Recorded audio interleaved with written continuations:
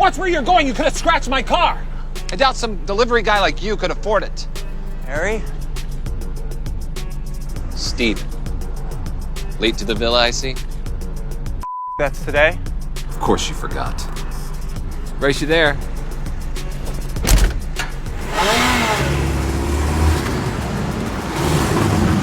If only people knew who Steven Adams really was, maybe they wouldn't treat him this way. Hey, honey, what's up? Don't call me honey. If you don't get to the villa in the next half an hour, don't bother coming at all. But no one else knew the truth about Steven's true identity. And now, he was late. He was already on thin ice with his wife, Kim. Her family members were some of the most powerful people in Los Angeles.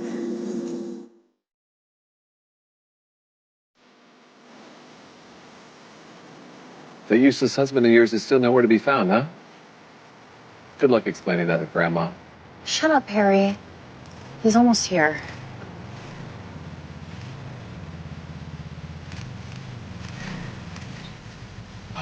Honey, I'm so sorry I'm late. It's a long story. Who is that? He can't be a Cassidy. Oh, he is. He's the infamous son-in-law. Oh, the broke one who's contributed nothing to the family? You do this to yourself, Steven. To me. You could have at least put on a clean shirt. It's like you're trying to be the leader, Jones. Kim, I didn't do this on purpose. Just forget it. Let's pay our respects. Talk about it after. Who gave you permission to go in? Harry, stop. You have no right. He has no right to enter my family villa dressed Poor like that. family villa. Not for long. Kim knew Harry was right. She was feeling more anxious than before, especially after seeing the mocking gazes of people around her. Move, Harry. For Grandma's sake. Grandma did say that every member of the Cassidy family had to attend. But he's an Adams. Notice the sign. Kim, why don't you go in and... Just do whatever you want. Way to know your place.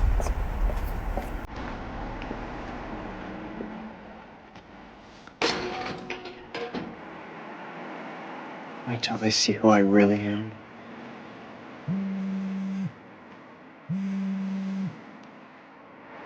Hello? Mr. Adams, I have wonderful news and heartbreaking news. I guess I'll take the heartbreaking first. Well, sadly, last night, Father Klein passed away in his sleep, Oh no. but he's left his family fortune to you.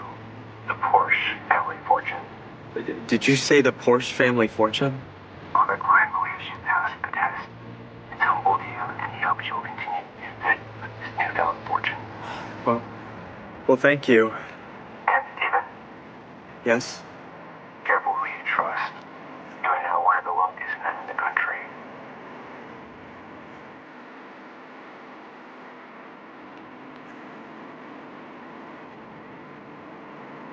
Guess the tables are turning. 5 years ago, Steven had tried to stand up to his father.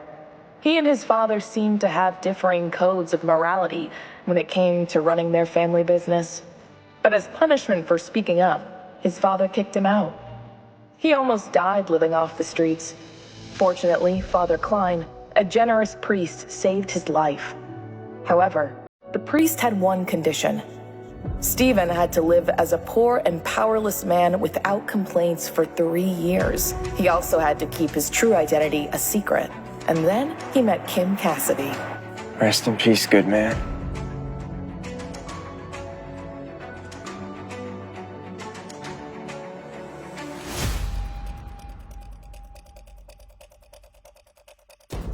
We must give thanks for how blessed our family has been. And I hope we shall prosper for years to come.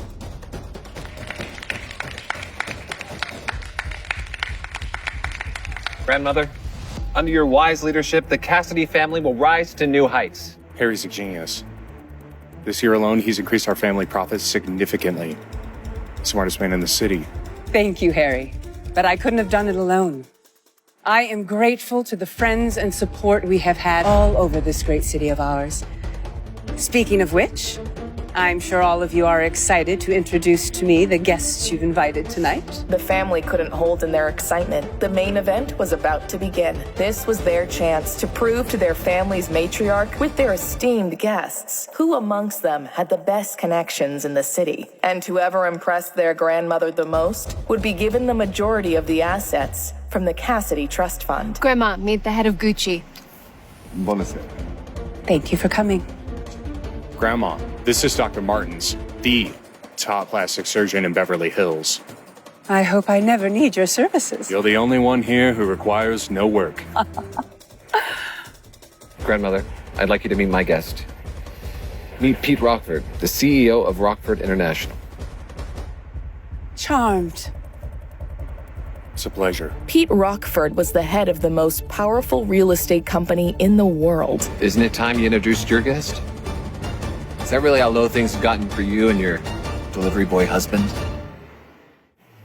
You couldn't even swing some lawyer?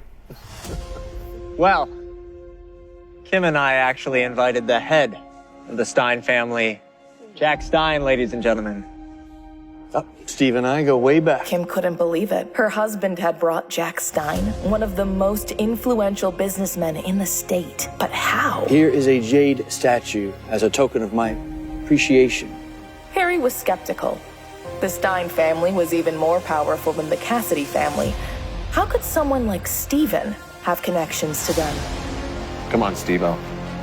What hobo did you hire to play the role of Jack today? What kind of a knockoff statue is this? Oh, I would be careful with that if I were you, Harry. It's worth $10 million, and we all know how you are with money. Need I remind you of the Murphy deal? Harry was shocked. He had never heard Stephen talk like this to him before. Yeah, right. This is obviously fake.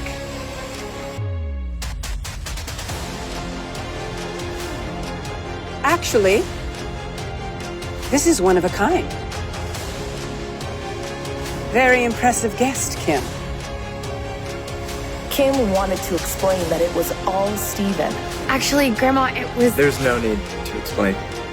Who was this man? And what had he done with her doormat husband?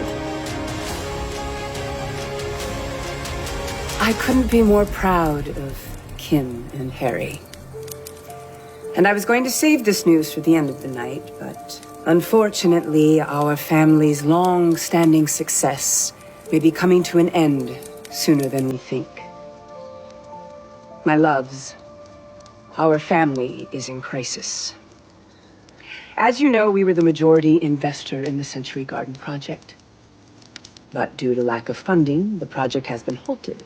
Also halted are any prospects of returns. The only way to save the family now is by securing a large loan or being gifted a substantial amount. It is time for a brave soul to step up and help.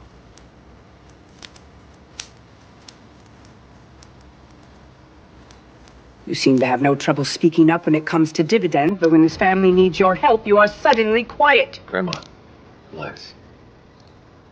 Think of your own. I'll think of a way to solve this. Actually, didn't Kim prove the value of her connections today? Harry's right. Kim, this family's always had your back. Now it's time for you to have ours. Actually, Grandma, Jack was Stephen's friend. He's the one who brought him. So, I can't ask for an investment. It was finally Harry's chance to ruin Kim, so he could be the Cassidy family's only successor. How could you be so heartless? This family is not only in crisis, but you won't help us? And you're lying through your teeth to our dear grandma? How can someone like Stephen know someone like Jack?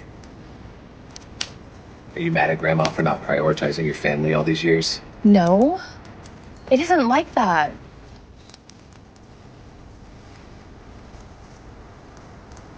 I have an idea. Whoever can secure the $50 million needed for the Century Garden project in the next 2 days will become the sole successor to the Cassidy family. What do you think?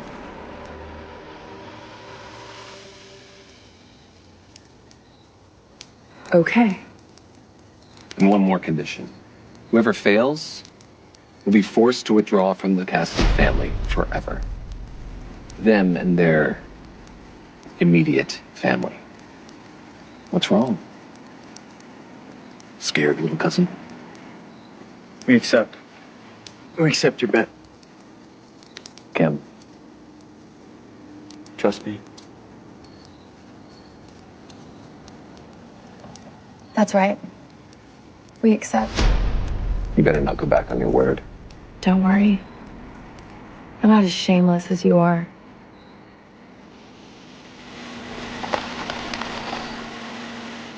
Okay, time to spill. How do you know Jack? He's a friend's dad. An old friend. Okay. But do you think you can help us get a loan? No, it's not like that. Well, then, do you have any connections? Anyone who runs a bank who can help us get a loan of that size? Honestly, no. Then why did you accept the bet? Because I believe in you.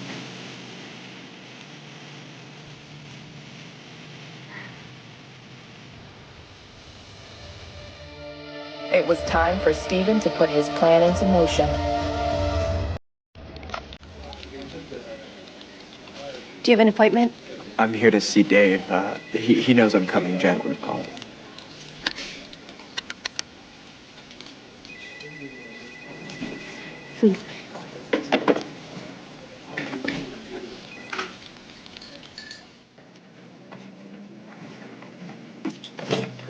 Dave Marks. Stephen Adams. I'm here to speak with you about a possible investment in the Cassidy family. You're the Cassidy family son-in-law. I'm sorry, I help you.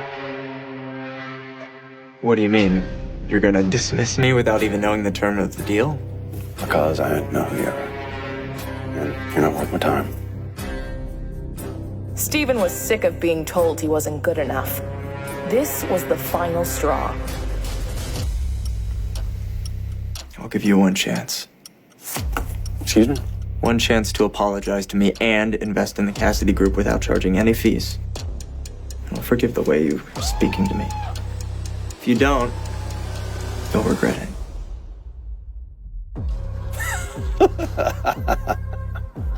Is this some kind of joke? I'm not afraid of somebody like you.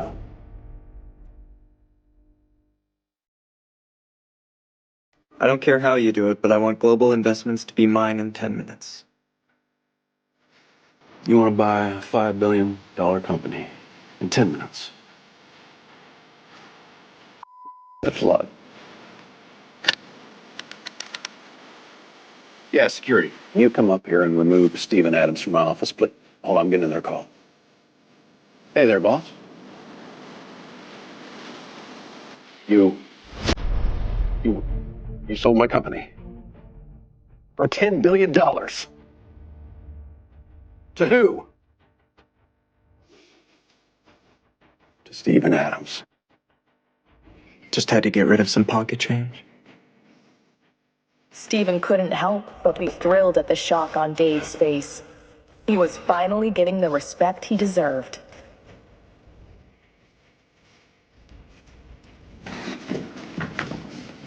Stephen. No. Mr. Adams. Sorry. Will you forgive me? Forgive me. It's too late now. Deb? Frank? What do you want, boss? I need you to dig up any dirt on Dave Marks and how he's run this company. You have 2 days. This command was worse than a death sentence for Dave. As CEO of Global Investments, he had committed all kinds of fraud over the years, and he would surely go to prison when they found out. What's your name? Mr. Adams, I'm Keisha. Keisha Daniels. Been here for 5 years. Loyal, smart, and kind.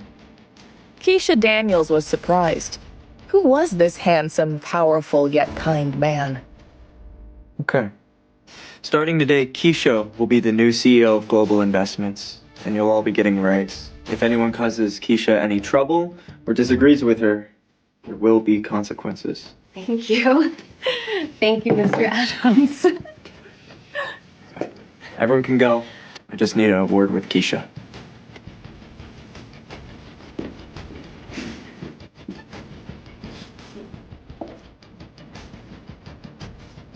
You're married to Kim Cassidy, only the most beautiful woman in the city.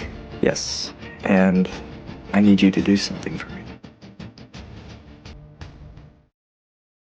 Download the Pocket FM app and start listening to the audio series Secret Succession for free.